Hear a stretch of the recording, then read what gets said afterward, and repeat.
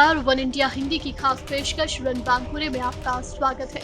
लद्दाख में भारत के बीच जंग जैसे हालात बने हुए हैं। दोनों देशों के बीच तनाव के करीब 150 दिन पूरे होने वाले हैं, लेकिन स्थिति सामान्य होती नहीं नजर आ रही, बल्कि दोनों देश अपनी सीमा पर घातक से घातक हथियारों की तैनाती कर रहे हैं। इसी कड़ी में चीन ने अब अपना सबसे घातक हथियार सीमा पर तैनात कर दिया है और वो घातक हथियार है S-400। जी हाँ, वही S-400 जो भारत भी रूस से खरीद रहा है।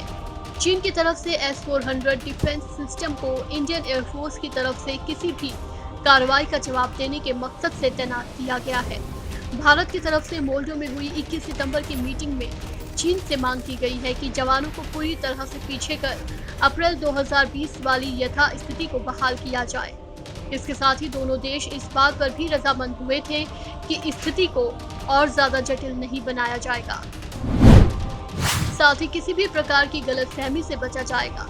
जो बात सबसे ज्यादा परेशान करने वाली है वो S-400 सिस्टम का तैनात होना है। कुछ रिपोर्ट्स में कहा जा रहा है कि PLA ने चुमार इलाके के दूसरी तरफ से S-400 को तैनात कर दिया है। साथ ही इस डिफेंस सिस्टम की एक और रेजिमेंट को देपसांग सेक्टर में तैनात किया जा रहा है। रूस में बने S-400 मिसाइल सिस्टम 400 किलोमीटर से ज्यादा रेंज पर किसी भी टारगेट को निशाना बना सकता है।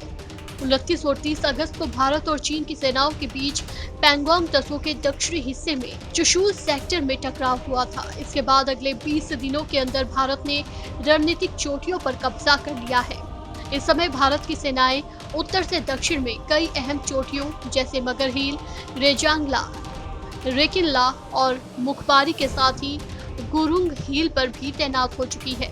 इस पर तैनाती के साथ ही सेना चीन की किसी गतिविधि पर नजर रख सकती है। 21 सितंबर को जो वार्ता हुई थी उसमें 14 कोर के commanding officer lieutenant general Harinder Singh ने चीन को स्पष्ट कर दिया था कि इंडियन आर्मी अब उन चोटियों से पीछे नहीं हटेगी जहां पर उसने कब्जा कर लिया है। 21 सितंबर को हुई छठे दौर की कोर कमांडर वार्ता के दौरान चीन की तरफ से कहा गया था कि वो तब तक लाइन LAC पर डिसएंगेजमेंट पर कोई चर्चा नहीं करेगा जब तक कि भारत चोटियों को नहीं खाली करता। इस पेशकश में फिलहाल इतना ही। नमस्कार।